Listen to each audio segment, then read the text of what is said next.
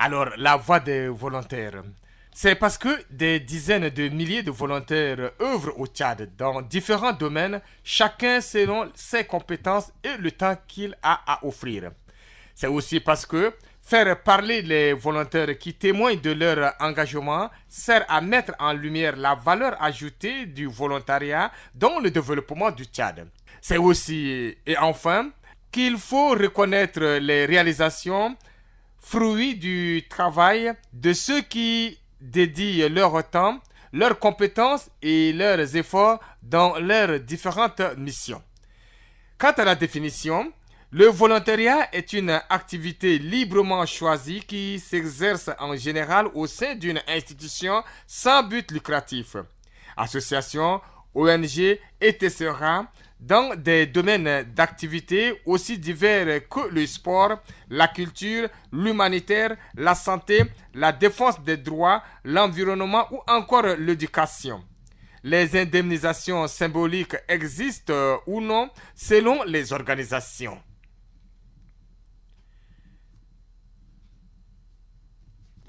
La voix des volontaires. Le témoignage qui va suivre et l'émission vont vous prouver que le volontariat est un moyen puissant pour engager les populations à être solidaires, à participer et relever les défis qui sont les leurs. Le volontariat profite autant à la société dans son ensemble qu'à la personne se portant volontaire. Les gens se portent volontaires pour différentes raisons et dans différents domaines. Aider les autres, rendre service à la société ou mettre à contribution leur temps, leur savoir et leur talent au service d'une cause à laquelle ils croient. Il y a plusieurs manières de devenir volontaire selon vos compétences, vos centres d'intérêt et votre temps disponible. Chaque action volontaire compte. Alors, à présent, on va vous proposer un témoignage, celui de Mamadou Bobo Diallo, volontaire des Nations Unies. Mais avant cela, en termes de présentation de Monsieur Bobo, sachez que Mamadou Bobo Diallo est volontaire des Nations Unies, médecin gynécologue obstétricien. J'y arrive avec l'UNFPA détaché à l'hôpital de Mongo depuis avril 2012. Bobo a grandi dans un village de Guinée-Conakry, puis a fait ses études à la faculté de médecine de Conakry. Il assure en moyenne 15 consultations par jour et entre 40 et 60 accouchements par mois. Il est actuellement le seul médecin gynécologue de la région du Guéra. Pour lui, le volontariat est avant tout un défi. On écoute son témoignage, mais on vous rappelle avant qu'aujourd'hui, au Tchad, sur 100 000 naissances, ce sont 1100 femmes qui meurent. Notre pays est tristement classé au 183e rang sur 186 pays en termes de santé maternelle au niveau mondial. On écoute donc le témoignage de Bobo.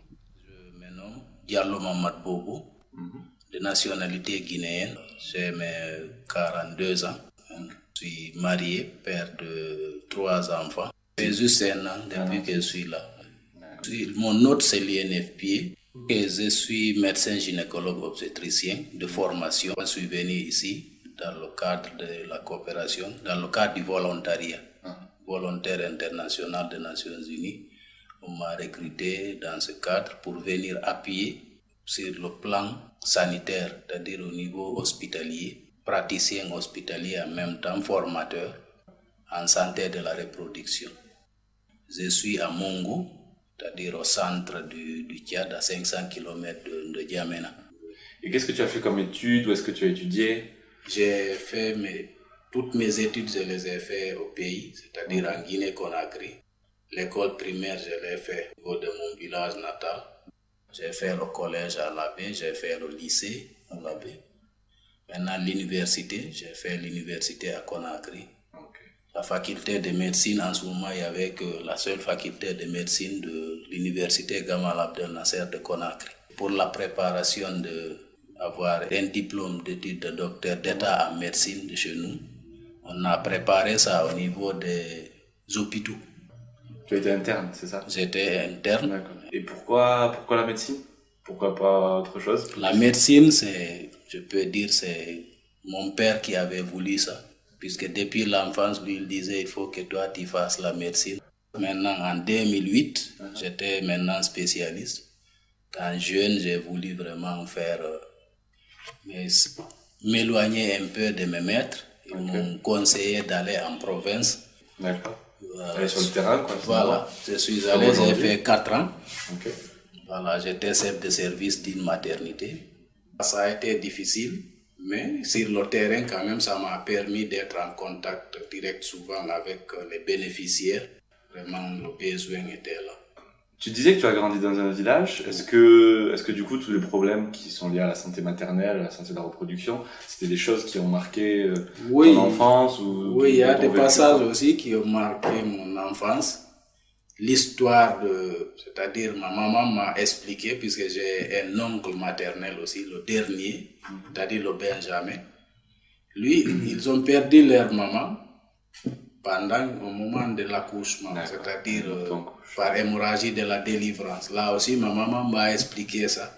C'est ce qui m'a un peu encore orienté vers la gynécologie, vu que je peux faire quelque chose dans ce domaine aussi. Il y avait plein de problèmes dans les villages. D'accord. Et est-ce qu'aujourd'hui, du coup, ta mission à Mongo, elle se rapproche de ce que tu as fait là-bas ou c'est Oui, ça se rapproche, puisque étant sur le terrain à Koundara, ça m'a même permis d'avoir une vision encore plus large pour vraiment continuer à aider cette population, cette couche vulnérable, c'est-à-dire les femmes. J'avais envie de sortir, connaître encore les autres. Tu n'es jamais sorti de la Guinée? Non, jamais. C'est ma première sortie. J'avais envie de sortir et puis découvrir ce que font les autres. C'est-à-dire un défi pour moi aussi de chercher à valoriser mes papiers, mes diplômes, en sortant, me frottant. Diversifier son Voilà, se expérience. frotter avec les autres et voir si je peux aussi avoir d'autres connaissances et compétences. Raconte-moi à quoi ressemblent tes journées, qu'est-ce que tu arrives à l'hôpital, quels sont les problèmes auxquels tu fais face. Ce que je fais, c'est vraiment passionnant, puisque depuis mon arrivée à Mongo, je dois faire mener des activités 50% à la clinique, c'est-à-dire passer 50% de mes activités en train de consulter et soigner, c'est-à-dire les femmes en grossesse, les femmes qui ont des problèmes d'infertilité. Maintenant, 50% d'activités cliniques, 25% de formation. Sages-femmes et des infirmiers. Voilà, des sages-femmes, des infirmiers, faire le transfert de compétences avec les sages-femmes. C'est quoi le besoin? Est-ce que tu leur apprends, quoi? Ok, je leur apprends, c'est-à-dire, s'il faut dire, il y a les normes en matière de santé, c'est-à-dire je les apprends, les bonnes manières, les bonnes pratiques. D'accord. Comment il faut faire, par exemple, un accouchement dans des conditions normales, des conditions d'hygiène, respecter le minimum requis pour faire un accouchement, par exemple, ou bien quand il reçoit une femme qui présente une complication, comment il faut se comporter, qu'est-ce qu'il faut faire immédiatement ou tout de suite pour pouvoir sauver la vie. Mais en tant que médecin gynécologue, tu es le seul. Je suis le seul. Tu es le seul médecin gynécologue de Mongo. Je suis le seul médecin gynécologue de Mongo, je suis le seul médecin gynécologue de toute la région.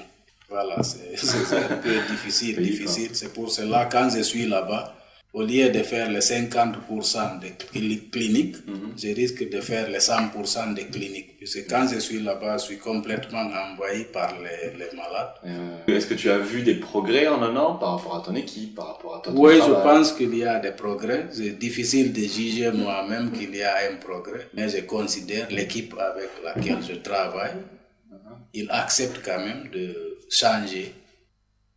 Il y avait des pratiques qui étaient pas faciles à changer? Oui, il y a des pratiques qui ne sont pas faciles à changer. Vous savez, à tout moment, les pratiques sont difficiles à changer. C'est petit à petit, mais quand même, je me conforme, j'accepte. Il n'y a aucun problème, on peut changer, mais au fil du temps. D'accord. Mais au partir du moment où ils ont compris la chose pour laquelle je suis là, c'est pour eux, c'est pour les appuyer. Quand même, ils m'accompagnent et puis on change ensemble. Et une anecdote, quelque chose que tu aurais réussi à faire, peut-être quelque chose que tu pourrais me raconter? Tu as un exemple? Oui, dans le cadre médical, j'ai souvent des surprises, puisque je peux vous raconter un cas qu'on a eu là-bas, c'est-à-dire une femme qui a fait une rupture utérine, c'est-à-dire là où ça se trouve l'enfant, ça a éclaté. D'accord. Disons, la femme a accouché dans son ventre. Elle est partie dans une autre structure sanitaire. Les gens ont dit que c'est pas grave. Ils l'ont hospitalisée pendant 2 semaines et ils l'ont libérée. Elle trouve que ça ne va pas toujours. Pour eux, ils n'ont pas compris c'est quoi. Dès qu'elle est arrivée, j'ai dit non, ça c'est vraiment un problème. On l'a pris. On a vraiment fait la chirurgie. Et on a pu sauver cette femme. J'ai même sa photo avec moi. C'est-à-dire ça m'a beaucoup Elle était en danger de mort ou Elle était en danger. Ah ouais. Elle était vraiment en danger. Je vous dis, un mois. On dit une femme qui a fait une rupture utérine, c'est-à-dire la prise en charge pas même plus de 2 heures de temps. C'est-à-dire ça, c'est un paradoxe. Un miracle, quoi. Un miracle, voilà. C'est ce que ça, j'ai vécu ça. L'hôpital est vraiment sous-équipé. Même, c'est-à-dire le minimum requis pour pouvoir travailler, on a normalement besoin de l'oxygène pour opérer une femme. On n'a pas d'oxygène. J'ai pas un anesthésiste. J'ai pas un aide vraiment qui est compétent. Parce que pour pouvoir sauver les femmes, il vous faut les prendre en charge. C'est-à-dire la prise en charge, elle a 24 heures sur 24, 7 jours sur 7. Si vous n'arrivez pas à faire ça, le plus souvent, il y a beaucoup de choses qui vont glisser sous vos mains, vous ne pouvez rien faire. Puisque moi, j'acquis surtout la formation. Donc c'est la clé, à ton avis, pour relever un petit peu le système de santé ici, c'est la formation. C'est ça, il faut la formation, il faut les ressources humaines. Et du coup, est-ce que le fait d'être volontaire, est-ce que ça change la manière dont tu travailles? Oui, je peux dire que ça change ma manière de travailler de façon positive, puisque je sais pourquoi je suis venu ici au Tchad.